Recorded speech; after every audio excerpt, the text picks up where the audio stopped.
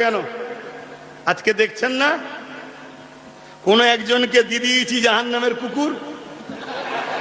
কত মলি সাহেব দেখছেন না লাইভ দিচ্ছে। এটা বলা ঠিক হয়েছে? যখন আল্লাহ বলেছিল তুই মলি সাহেব কোথায় ছিলিস?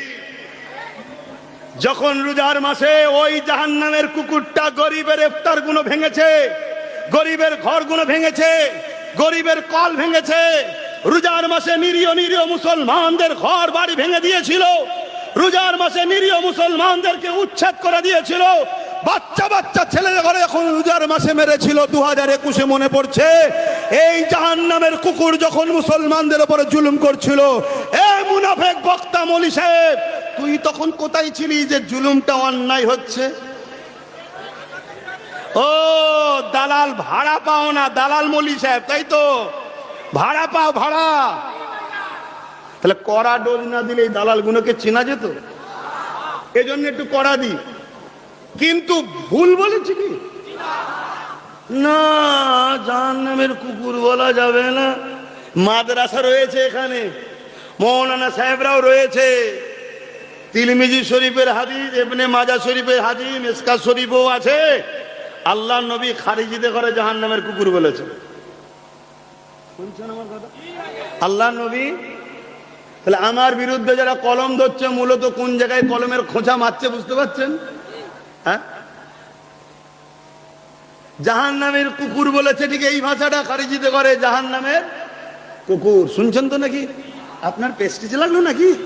বড় ভদ্র হয়ে গেছে সেকুলার, যখন ভদ্র হয়ে গেছে সেকুলার, যখন আমার মাকে গাল দিয়েছিল, বাপকে গাল দিয়েছিল, এই ভাষাটা ভালো ছিল? আমি তো ওই জাহান্নামের কুকুরকে তার বাপ তুলে মা তুলে গাল দিতে পারতাম না। ওটা আমার শোভা দেয় না, ওটা আমার দিন বলেনি। আমার দিন বলেছে যারা জুলুম করে, আমার দিন বলেছে যারা মানুষের সম্পদকে ছিনিয়ে লায়, লুটে লায়, মেরে লায়, কেড়ে লায়, এটা কুকুরের খসলত।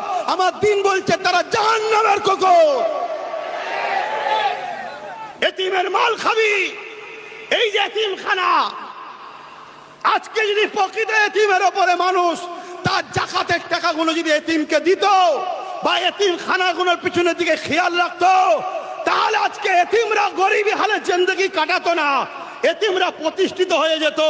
এই এতিমের মাল ঝেড়ে খাবি আর জাহান্নামের কুকুর বললে গায়ে লাগে?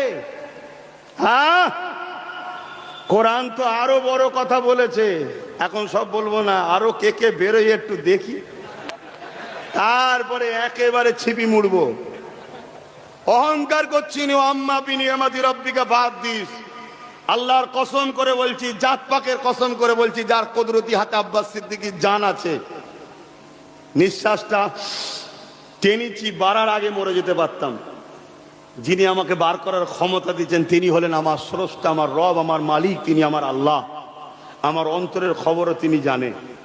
অবশ্যই আমার মকসাদ একটাই, সবাই সবার ধর্ম করছে, সবাই সবার নিয়ে আছে, আমার কোনো আপত্তি নেই। আমার ইসলাম, আমার ধর্ম, আমার মুসলিমদের উপরে জুলুম হবে, আমি এটা মেনে নিতে পারি না।